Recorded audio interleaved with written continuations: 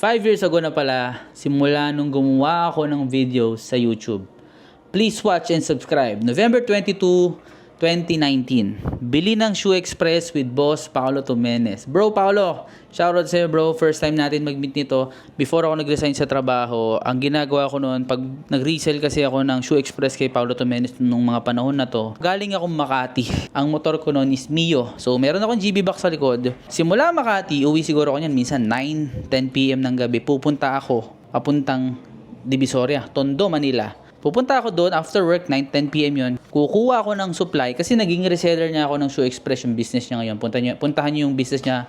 Package sa unahan, meron akong package sa bag. Yung bag ko, backpack ko, laman nun puro paninda.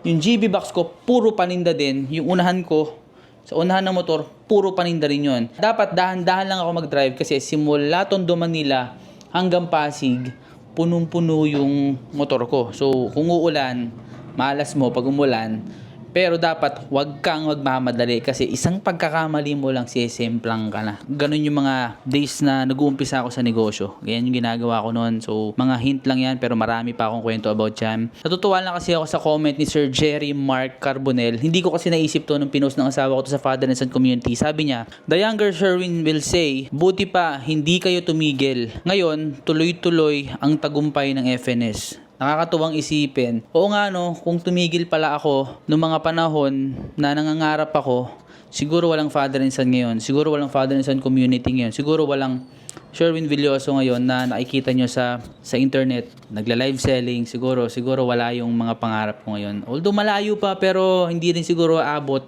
sa ganitong sitwasyon yung negosyo ko kung tumigil ako. For sure, pag dinire-diretso ko to, layo talaga mararating natin. Kaya, napaka-thankful ko talaga sa younger self ko, nagsumikap siya. At ngayon, yung present, dapat mas lalo pang magsumikap. Kasi mas matindi na yung challenge sa atin ngayon. Kaya ikaw, kung dinadoubt mo yung sarili mo, I think this is a good motivation, this is a good testimony na masishare ko sa'yo na hindi ko rin inaakala na mangyayari to. Kaya, tuloy-tuloy lang tayo.